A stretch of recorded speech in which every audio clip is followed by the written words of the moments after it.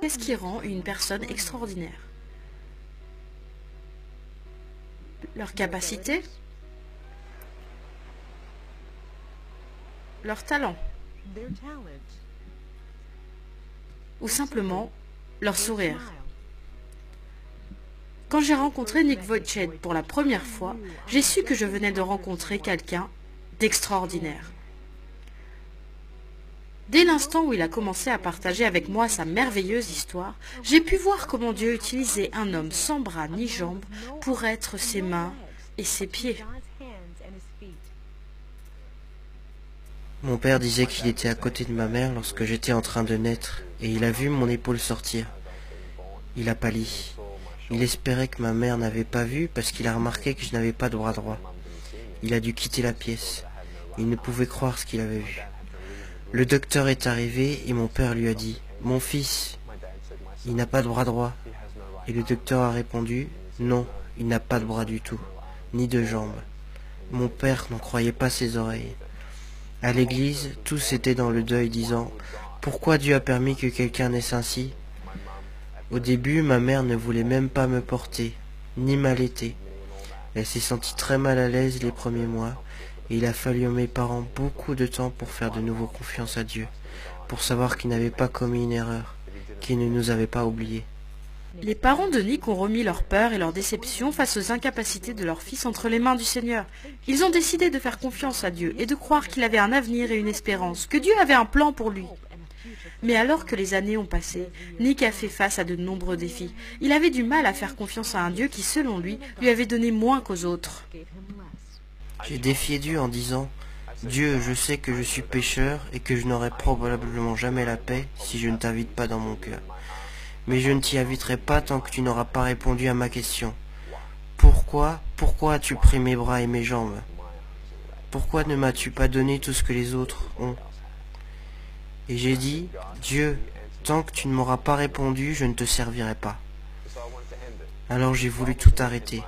Si Dieu n'abrégeait pas mes souffrances, alors j'allais le faire moi-même. C'est ainsi qu'à l'âge de 8 ans, j'ai tenté de me noyer dans mon bain. J'ai dit à mes parents, je veux juste me relaxer un peu, pouvez-vous me mettre dans le bain? Je me suis retourné à 2 reprises pour voir si j'allais aller jusqu'au bout. N'y suis pas arrivé. La pensée qui m'a empêché de le faire, c'était l'amour que j'avais pour mes parents. Je les aime tellement. Tout ce qu'ils ont fait, c'est de m'aimer. Et j'ai pensé aux conséquences qu'aurait eu ma mort. J'ai imaginé mes funérailles. Je voyais que tout ce que ça apporterait serait un sentiment de culpabilité sur mes parents qui n'auraient rien pu faire de plus. Ce serait la dernière fois que Nick penserait au suicide, mais ce ne serait pas la dernière fois qu'il devrait faire face aux difficultés qui l'ont poussé à avoir l'envie d'en finir avec ses souffrances.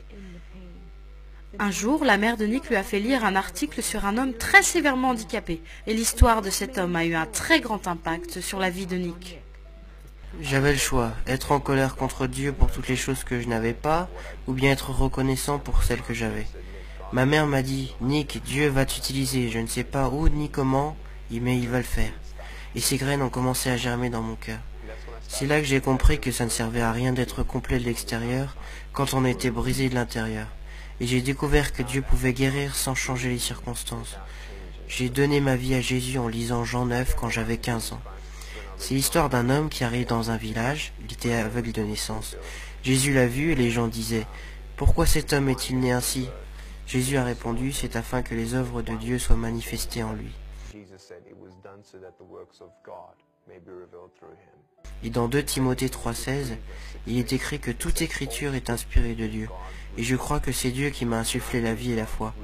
Cette foi est venue sur moi, cette paix est venue sur moi, et j'ai senti que Dieu avait répondu à ma question. Quelle était la question et quelle était la réponse? La question était pourquoi? Pourquoi m'as-tu créé ainsi? Et la réponse a été me fais-tu confiance? Voilà la question. Et quand on répond oui à cette question, rien d'autre n'est important. Mais pour vous en particulier, qu'est-ce qui vous a fait dire « Seigneur, je vais faire confiance à ta parole car elle a la vérité. Je vais te faire confiance même si je ne sais pas ce que tu me réserves pour demain. » Parce que je n'ai rien trouvé d'autre. Rien d'autre ne pouvait me donner la paix. Je savais que des jambes et des bras seuls ne pouvaient me donner la paix. Je savais que je connaissais la vérité. qui j'étais, pourquoi j'étais là, où je vais, où je ne vais pas, et je n'ai pas trouvé cette vérité ailleurs qu'en Jésus-Christ. Et c'est en Jésus-Christ que Nick a puisé la force pour faire ce que beaucoup pensaient impossible. C'est dur d'être fort quand des gens vous disent constamment « Tu n'es pas assez bien, va-t'en, on ne veut rien avoir à faire avec toi. Nick, tu n'es personne, Nick, tu ne peux pas faire ceci ou cela, Nick, Nick, Nick. » Dans la vie, si tu ne sais pas la vérité, tu ne peux pas être libre. Parce que tu crois que les mensonges sont la vérité. Mais on réalise qui nous sommes en vérité en lisant la parole de Dieu. Je ne suis pas un homme sans bras ni jambes, je suis un enfant de Dieu. Je suis pardonné mes péchés, je suis ambassadeur du roi des rois, du Seigneur des seigneurs. Je ne suis rien d'autre qu'un serviteur du Dieu très haut. Ça n'a rien à voir avec Nick, ni les capacités de Nick à devenir un conquérant.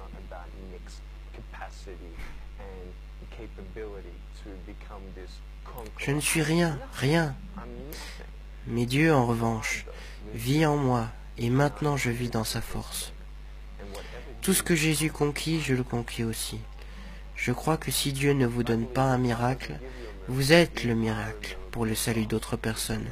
Et je remercie Dieu de ne pas avoir répondu à ma prière, quand je le suppliais à l'âge de 8 ans, de me donner des bras et des jambes.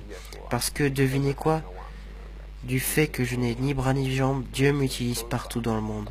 Et ces 6 ou 7 dernières années, nous avons vu approximativement 200 000 âmes se tourner vers Jésus-Christ pour la première fois.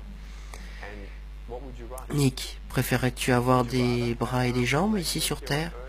Non, c'est selon la volonté de Dieu.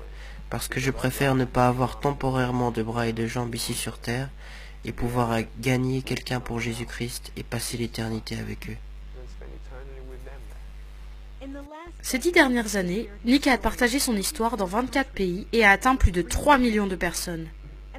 Qu'il parle dans un stade bondé de monde ou à une personne en particulier, son cœur derrière le message est le même. Dieu vous aime. Il n'a pas oublié votre souffrance. Il n'a pas oublié votre famille. Et peut-être qu'en regardant cette interview, vous avez comparé votre souffrance à la mienne. Mais l'espoir n'est pas dans le fait de savoir que, selon votre opinion, quelqu'un est plus malheureux que vous. L'espoir n'est pas là, mais l'espoir est dans le nom de Dieu, le nom du Seigneur Jésus-Christ. L'espoir est de comparer votre souffrance à l'amour incommensurable et la grâce infinie de Dieu. Ésaïe 40, 31 dit « Ceux qui s'attendent à l'Éternel renouvelleront leurs forces. Ils s'élèveront avec des ailes comme des aigles. » Je n'avais pas besoin que mes circonstances changent. Je n'avais pas besoin de bras et de jambes. J'ai besoin des ailes du Saint-Esprit et je vole, parce que je sais que Jésus me tient debout. N'abandonnez pas Dieu, car lui ne vous abandonnera jamais.